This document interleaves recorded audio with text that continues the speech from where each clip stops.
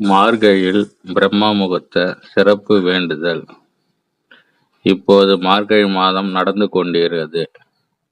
நம்மில் பெரும்பாலானவர்கள் பிரம்ம முகூர்த்த நேரத்தில் எழுந்து இறை வழிபாட்டை செய்பவர்களாகத்தான் இருப்போம். உங்களால் தினமும் மார்கழி மாதமும் எழுந்து பிரம்ம முகூர்த்த நேரத்தில் வழிபாடு செய்ய முடியவில்லை என்றாலும் பரவாயில்லை. பின் சொல்லக்கூடிய இந்த முறையில் ஒரே ஒரு நாள் உங்களுடைய தேவதைகளை இறைவனிடம் சொல்லி பாருங்கள்.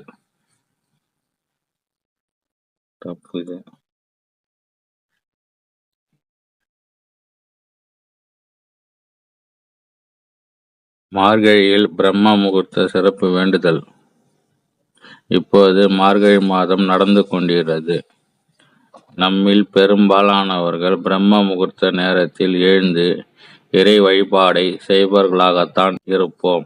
உங்களால் தினமும் மார்கழி மாதம் எழுந்து பிரம்ம முகூர்த்த நேரத்தில் வழிபாடு செய்ய முடியவில்லை என்றாலும் பரவாயில்லை. பின் சொல்லக்கூடிய இந்த முறையில் ஒரே ஒரு நாள் உங்களுடைய தேவைகளை இறைவனிடம் சொல்லி பாருங்கள். உங்கள் கையில் இந்த ஒரு பொருளை வைத்து கொண்டு இறைவனிடம் என்ன கேட்டாலும் அந்த வரம் உங்களுக்கு உடனடியாக கிடைக்கும். பிரம்ம முகூர்த்த வேண்டுதலின் போது நம்மளுடைய கையில் வைத்து கொள்ள வேண்டிய அந்த பொருட்கள் என்ன, எப்படி வேண்டுதலை வைப்பது, ஆன்மீகம் சார்ந்த பதிவினை தொடர்ந்து படித்து தெரிந்து கொள்வோமா? மார்கழி மாதம் பணவசிய பரிகாரம். பண ஈர்ப்பை அதிகப்படுத்தும் ஜாதிக்காய், பச்சை கற்பூரம் தான் அந்த பொருட்கள். பணத்தை வசியம் செய்ய சொல்லப்பட்டிருக்கும் முதல் பொருள் ஜாதிக்காய். பச்சை கற்பூரம் வாசம் நம் மனதை ஒருநிலைப்படுத்தி இறை வழிபாட்டில் ஆர்வத்தை தூண்டிவிடும். அது நமக்கு ஒரு விதமான மன அமைதியை கொடுக்கும். ஆக இந்த இரண்டு பொருட்களையும் வாங்கி வைத்துக் கொள்ளுங்கள். பிரம்ம முகூர்த்த நேரத்தில் எழுந்து குளித்து முடித்துவிட்டு பூஜை அறையில் ஒரு விளக்கு ஏற்றி வைத்து அமர்ந்து கொள்ளுங்கள். பூஜை அறைக்கு செல்ல முடியாது. பூஜை அறையில் வரவேற்பறையில் இருக்கிறது.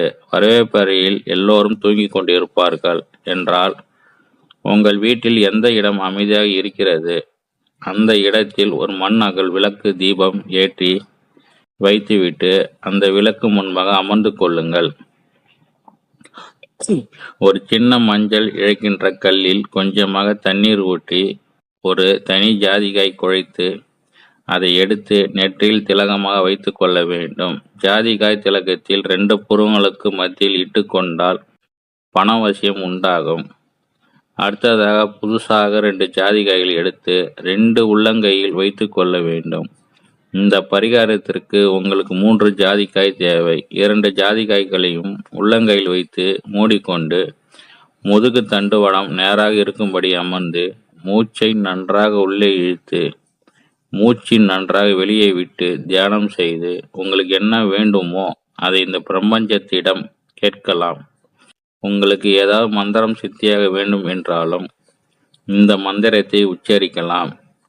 சாதாரணமாக மார்கழி பிரம்ம முகூர்த்த நேரத்தில் வைக்கும் வேண்டுதலுக்கு என்ன பலன் கிடைக்குமோ அதை விட 1000 மடங்கு பெரிய பலன்கள் உங்களுக்கு கிடைக்கும்.